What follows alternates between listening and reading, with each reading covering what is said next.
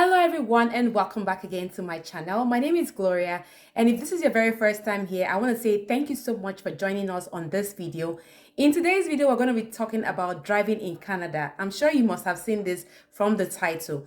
We're going to learn about driving licenses, car insurance, driving laws and rules, buying or leasing a car, and much more.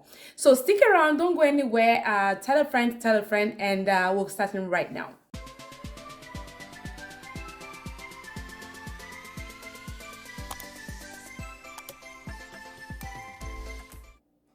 Welcome back. So to legally drive a car in Canada, you will need a driver's license issued by the government of your province or territory.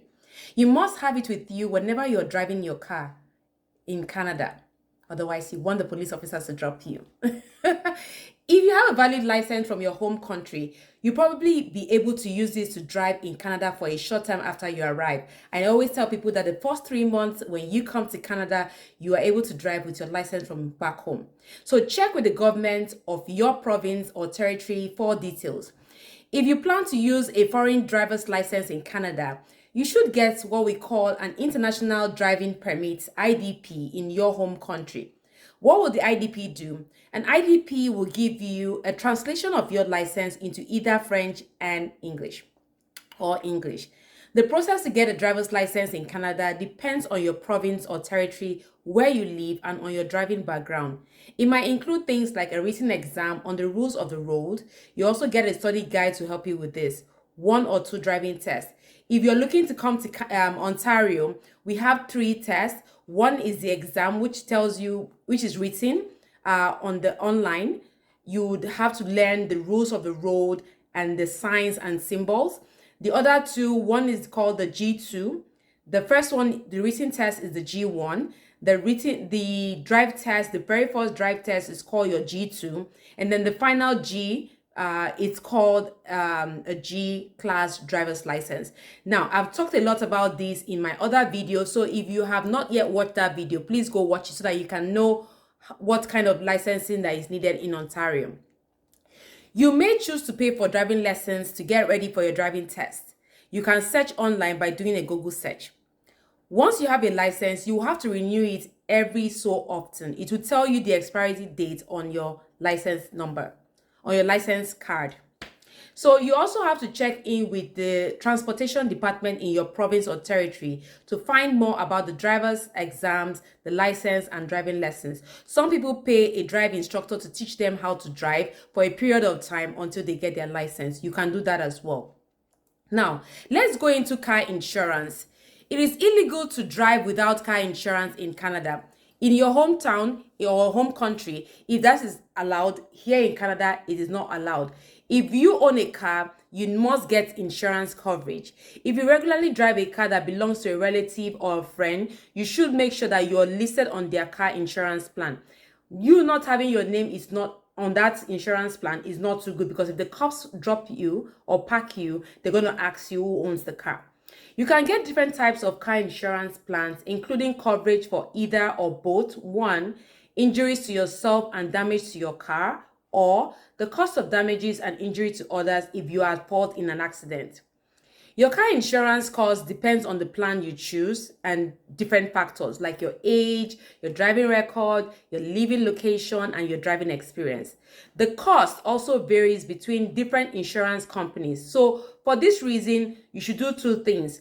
Make sure that you understand what each plan covers, and 2, contact a few companies for details about the price of their insurance plans.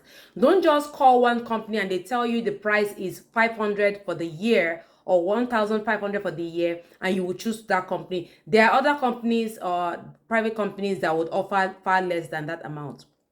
Now, let us talk about driving laws and rules in Canada. You must follow Canada driving laws. Before you start driving, take the time to learn the laws in your province or territory. The reason why I've been saying territory in my video is because we have 3 territories here in Canada. For a full list of laws and rules about driving, please get a copy of the driving guide, which is issued by the department that regulates cars and driving in your province. Here in Ontario, we have Service Ontario. That's what it's called here in Ontario. You can usually get these guides at service centers, online, and in stores. The driving laws are strictly enforced in Canada. I know in my home country in Nigeria, they are not strictly enforced, but here in Canada is a different ball game. They are enforced. Penalties for breaking the law are generally severe. There, you can read more about the laws about driving here in Canada by doing a Google search. Now, what happens if you are in an accident? It's a serious crime to leave the scene of an accident. I will say this again. It's a serious crime to leave the scene of an accident. This includes accidents with another vehicle or hitting a pedestrian. Now, this is what you should technically do if you are in an accident. 1. Call the emergency number for police and ambulance if you need one. So that number is 911. I'll say it again, 911. Wait at the scene until the emergency services you called arrive. Do not go anywhere. Stay where you are until they arrive. Now, exchange information with the other driver if the accident involves another vehicle, including things like their name, their address, their telephone number, the license plate, the driver license numbers, insurance company, and the insurance plan number. You need these details because even when you go to your insurance, they would ask you for this as well. If you're the one that hit somebody's car, it's going to be the same information that you would need. Now, let us also jump into buying or leasing a car. You can search the internet or call the local transportation ministry in your city to find out about car dealers or car rental agencies. If you only need a car for short periods, you can rent a car from a car rental agency. Make sure that car insurance is included in your car rental agreement if you need it. In some cities, there are car sharing programs that let you use a car without buying it, leasing or renting one. So you want to do your research to make sure that it meets your needs and needs of your family. Let us now go into buying a car. There are different things you can do. You can buy either a new car or a used car, and there are different places you can buy these cars from. The car dealership or the person who is selling the car. It might be a private sale or from the car dealership. Most people go to a car dealership to get the car. For information about buying and selling a car, please get that information online, or you can check the Canadian Consumer Handbook and contact any other person that knows about buying cars in your area. What about leasing car? I know this might sound very, very new to most people who are coming to Canada for the first time. Instead of buying a car, many people in Canada would lease a car from a car dealer. What does this mean? A lease is a legal agreement between you and the dealer in which you, the person, agree to pay a fee to use the car for a specific period of time. Sometimes it could be 1 year, 2 years, 3 years, as the case may be.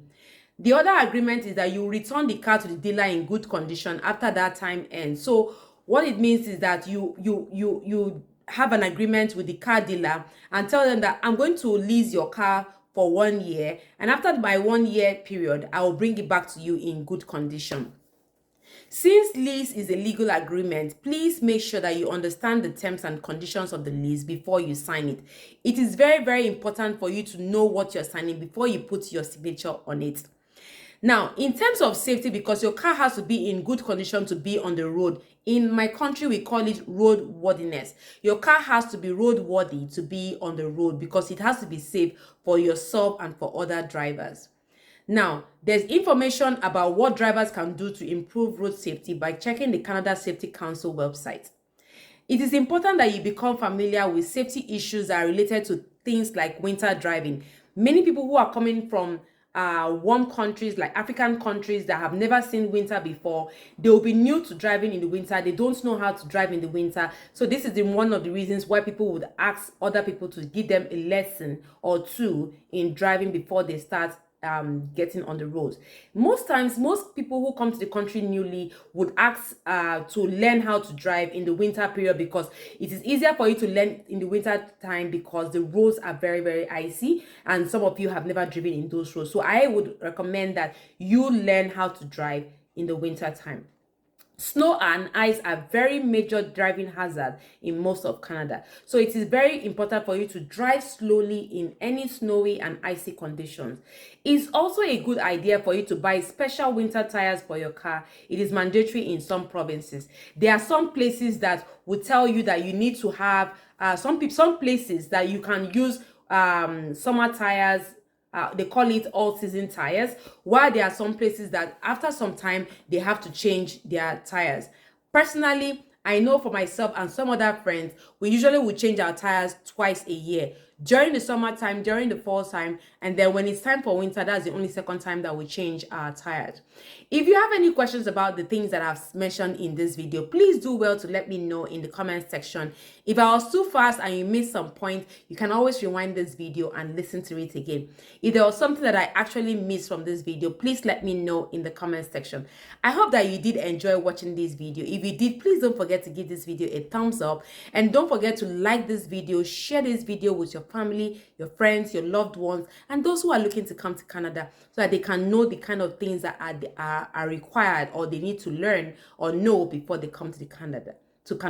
So before I go, I want to say thank you so much for watching my videos, for always coming back, my returning subscribers, for always coming back to come and watch my videos. Thank you so much. It means a lot to me. And for those of you who reached out to me when I wasn't making videos, I appreciate you so much. I don't take it for granted. So thank you so much. Until I see you in my very next video, I want to say stay safe and bye-bye.